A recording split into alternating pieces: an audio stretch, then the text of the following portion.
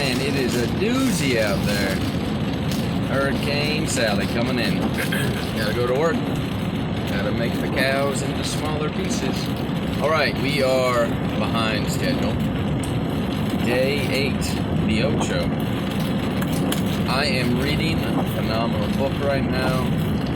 It is David Icke's The Answer. Whatever you think you know about him, if you haven't read any of his books before you form an actual opinion, highly recommend you go read it. He's associated with being one of the leading conspiracy theorists, but honestly, I call him one of the leading truth theorists out there. This book is great. It is backfeeding into so much of what I've been learning the last 2 or 3 years. It's actually packed full of not just common sense, but science as well. Even though he's one that's seeking to debunk so much of the bullshit that's out there. He had 5 really good podcasts with Brian Rose on the London Real throughout this whole pandemic. And what he's been writing about for 30 years continues to come true.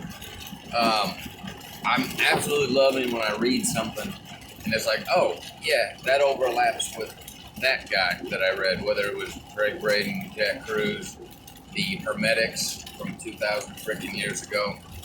It's all in there because the truth eventually rises to the top for anyone looking hard enough and long enough, and it's going to be the same consistent message. And he doesn't have an agenda. He's not selling anything except an alternative viewpoint to what the mainstream is. And once you realize that you're living in a bubble controlled by other people or entities without your best interest in mind, and even the very fabric of the information that you're receiving from them is compromised, then you can take a more objective viewpoint. Like when you visit another country and you've never had the food, or you visit 2 of them, and you can objectively kind of compare their cultural differences or their cuisine as someone that wasn't otherwise biased by it. Understanding that there is as much of a religion and what we would call big science behind what we perceive as just the scientific community is very fundamental in being able to grasp what he's talking about. Because there seems to be an organization behind everything manipulating the information.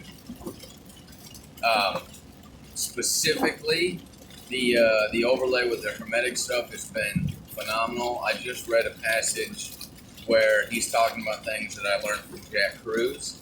And what's interesting with David is he is not a scientific guy.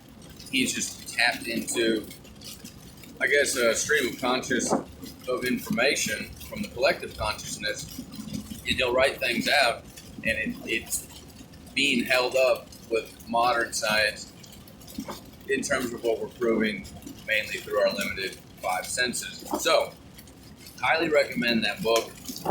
It is, it's kind of big to say, the most important or best book I've read ever or in a long time. However, for the average person, please go in with a very, very open mind. Practice the idea of non-attachment.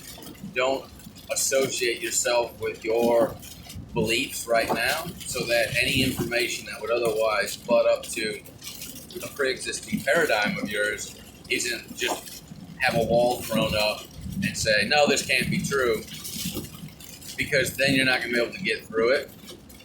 So the less attached you are to your beliefs, the more you'll be able to read it as just a passive, objective observer and see what kind of sinks in, and absolutely go do your own research. But it is critical at this time in the humanity of the world, given the now obvious global reach of any event within a very short period of time, that we're kind of at a nexus or a critical point of what's going to unfold. So, at the end of the day, seek truth so that you can raise your vibration. And the more of us that can awaken to this truth, the better off we are collectively, and the better positive change we can affect.